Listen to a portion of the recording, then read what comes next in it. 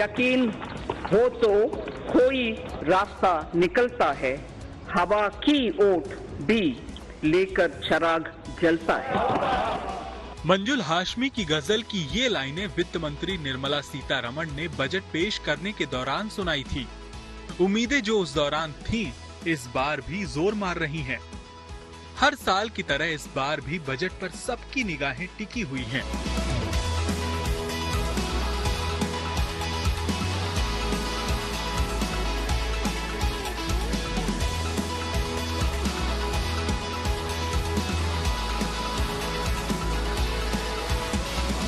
Economy के कई sector और सेगमेंट सब्सिडी टैक्स में छूट की उम्मीद कर रहे हैं। केंद्रीय वित्त मंत्री निर्मला सीतारमण 23 जुलाई को मोदी सरकार का 13वां बजट पेश करेंगी। ये पूर्णकालिक महिला वित्त मंत्री के रूप में निर्मला सीतारमण का 7वां बजट होगा।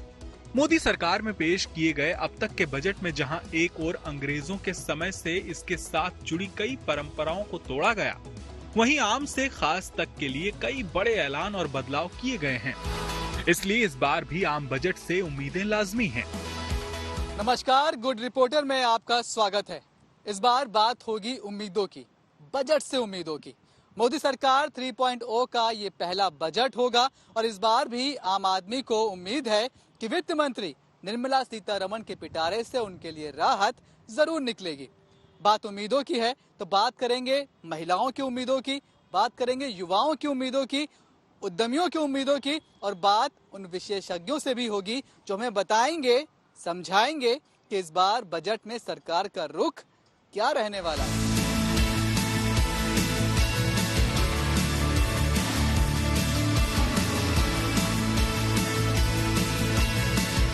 साल 2021 देश कोरोना की मार से जूझ रहा था।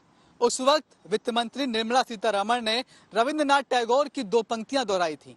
उन्होंने कहा था कि उम्मीद एक ऐसा पक्षी है जो प्रकाश को महसूस करता है और अंधेरे में भी चहचहाता है। वित्त मंत्री निर्मला सीतारमण बजट 2024 23 जुलाई को पेश करेंगी। किसान, युवा और महिलाओं को इस बजट से बहुत उम्मीदें हैं, तो वहीं मिडिल क्लास भी इस उम्मीद में बैठा हुआ है कि वित्त मंत्री उनके लिए टैक्स को लेकर कोई बड़ा ऐलान जरूर करेंगे।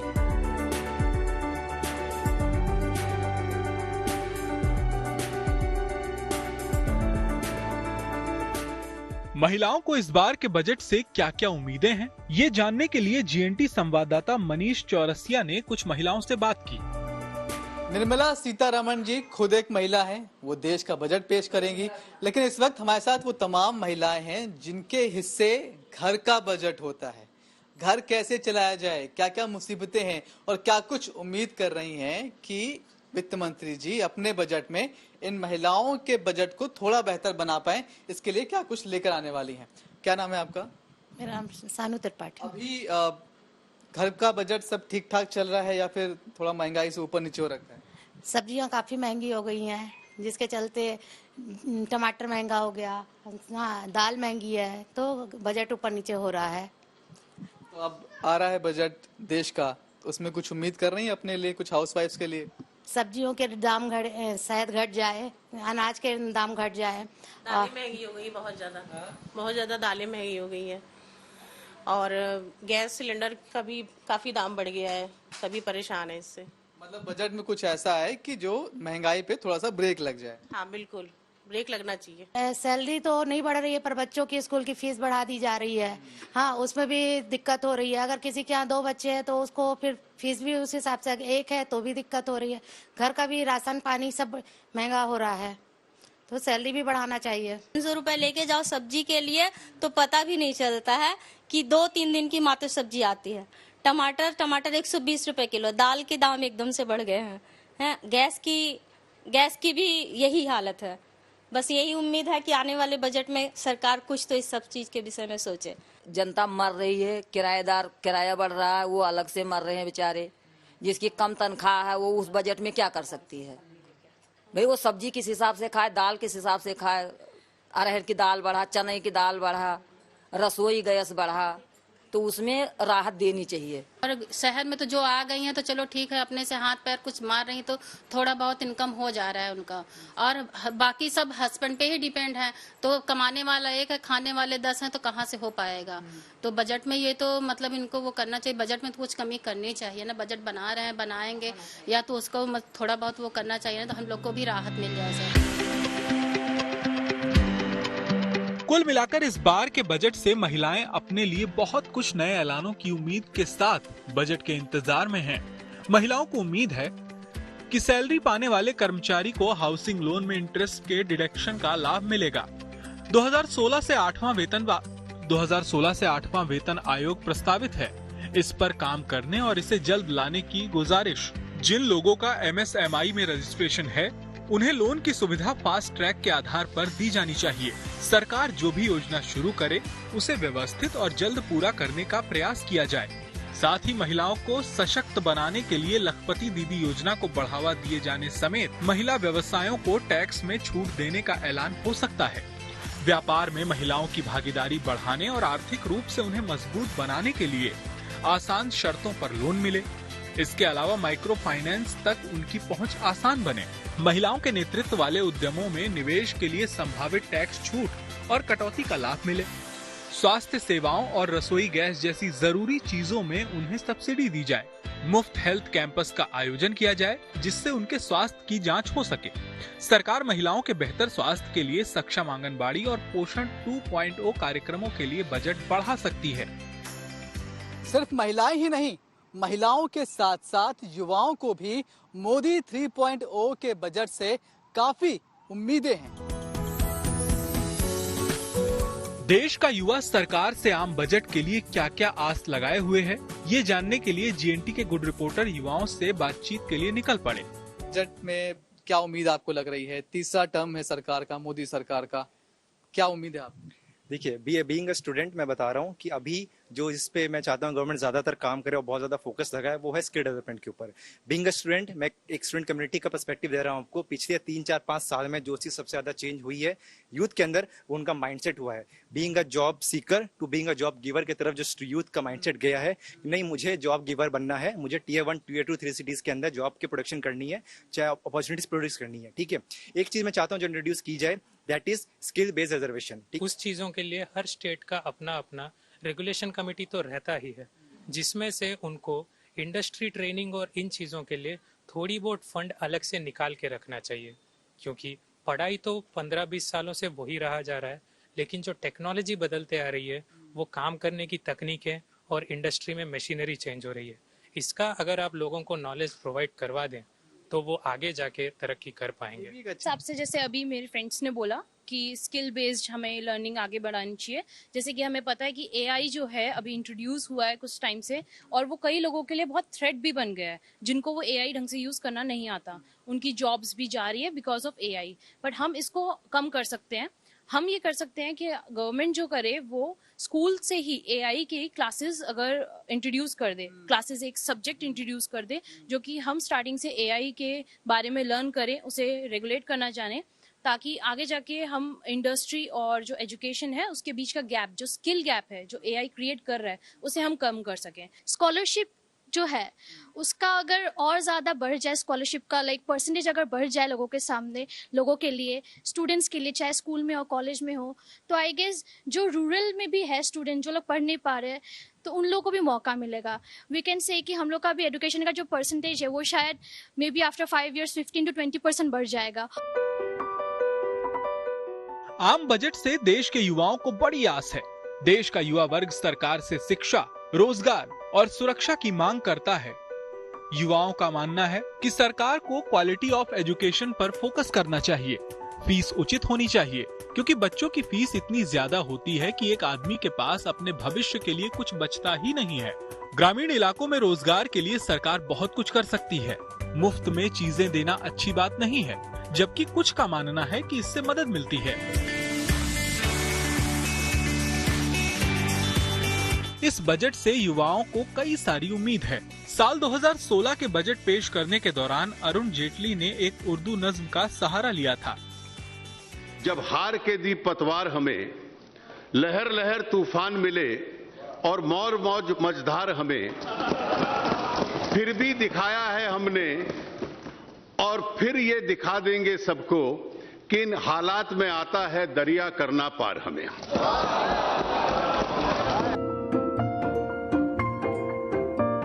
अब वर्तमान हालातों में भी सरकार से लोग यही अपेक्षा रख रहे हैं कि सरकार उनके हितों के बारे में सोचेगी।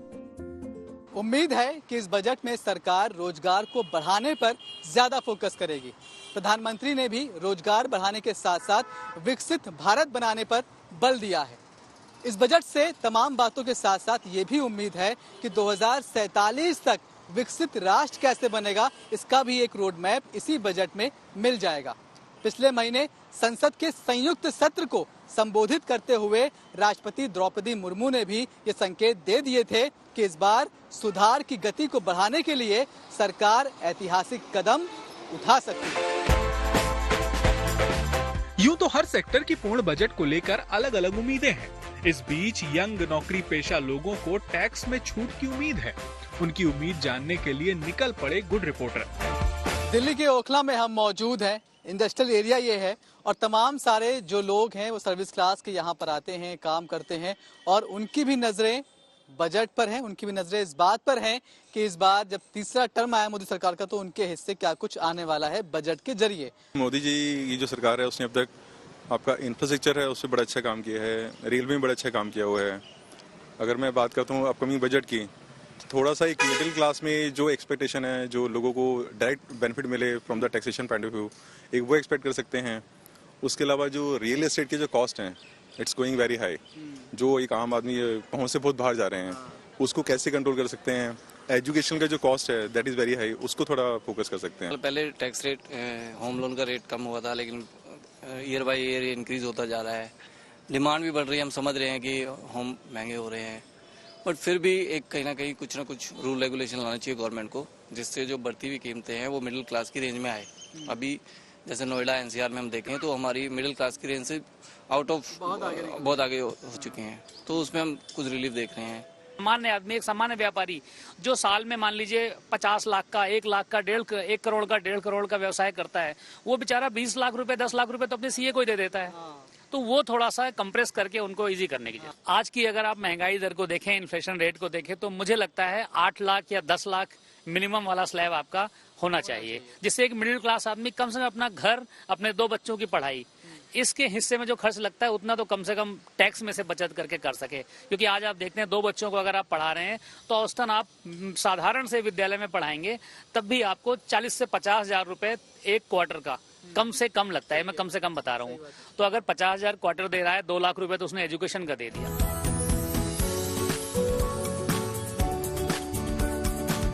तो इस बातचीत के दौरान ये निकल कर आया कि युवा नौकरी पेशा सरकार से उम्मीद कर रहे हैं कि होम लोन को सरकार को कम करना चाहिए। हर चीज महंगी होती जा रही है, जिसके लिए सरकार को सोचना चाहिए।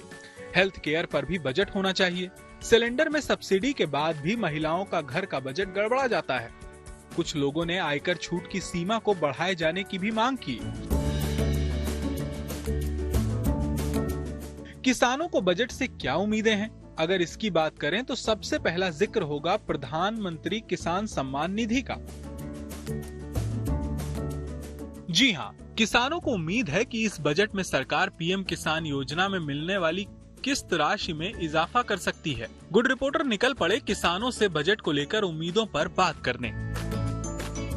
हमारी मुख्य मांग ये है कि जिस तरह से सरकार के कर्मचारी जो होते हैं उनको 60 साल की रिटायरमेंट के बाद जो उनको पेंशन मिलती है, इस तरह 60 साल की रिटायरमेंट के बाद किसान को भी 10,000 रुपए की पेंशन सरकार इस बार बजट में देने का काम करे, जिससे किसान जब बुजुर्ग हो जाता है, 60 साल का हो जाता है, उसके कमाने की उसकी स्थिति नहीं रहती है। ठीक है, उसी को देखते हुए कि भाई जब 60 साल किसी बुजुर्ग हो जाएगा तो सरकार 10,000 रुपए महीने की पेंशन देने का काम करे। किसानों का भला हो। डाई का कट्टा 900 रुपए का है, वेट कम कर दिया गया, पहले 50 किलो का था 5 किलो का कर दिया गया।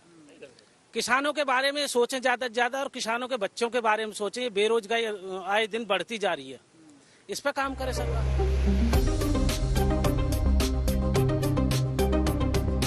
सरकार से पीएम किसान सम्मान निधि योजना में किसानों को सालाना 6,000 रुपए मिलते हैं।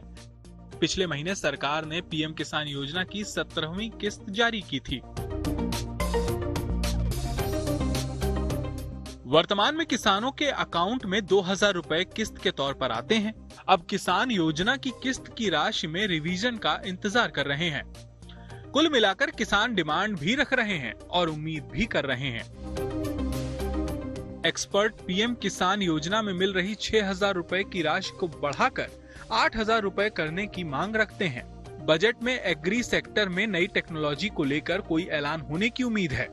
किसानों को उम्मीद है कि सरकार एग्री सेक्टर में ड्रोन टेक्नोलॉजी का इस्तेमाल बढ़ाने के लिए कोई नया प्रोग्राम शुरू कर सकती है।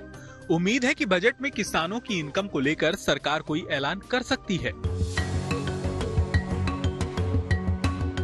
विशेषज्ञों की माने तो पिछले 11 सालों में सबसे चुनौतीपूर्ण माना जा रहा है, क्योंकि सरकार को मिडिल क्लास को टैक्स राहत, ग्रामीण क्षेत्रों के लिए समर्थन और रोजगार सृजन जैसे मुद्दों को संतुलित करना होगा।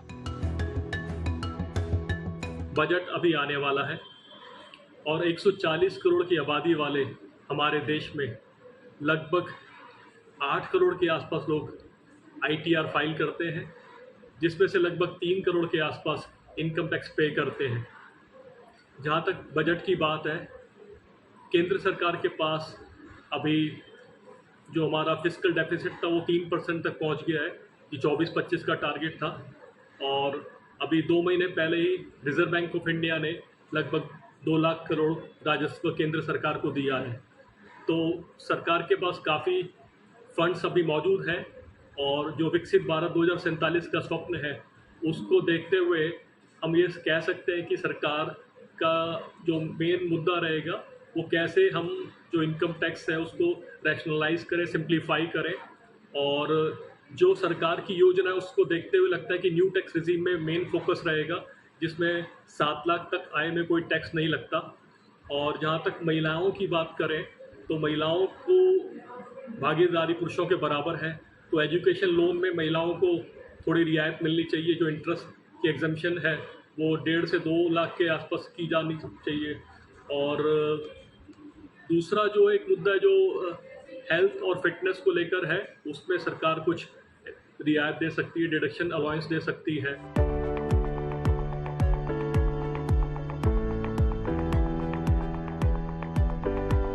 कुल मिलाकर आने वाले बजट में वित्त मंत्री से विभिन्न क्षेत्रों की अलग अलग अपेक्षाएं हैं। शिक्षा क्षेत्र डिजिटल इंफ्रास्ट्रक्चर और स्किल डेवलपमेंट प्रोग्राम के लिए अधिक धन चाहता है, तो रियल एस्टेट क्षेत्र टैक्स इंसेंटिव और अफोर्डेबल हाउसिंग प्रोजेक्ट्स के लिए समर्थन की उम्मीद करता है। Health care, public health infrastructure और मेडिकल रिसर्च के लिए अधिक बजट एलोकेशन चाहता है। मैन्युफैक्चरिंग सेक्टर उत्पादन को बढ़ावा देने के लिए कर छूट और इंफ्रास्ट्रक्चर डेवलपमेंट चाहता है।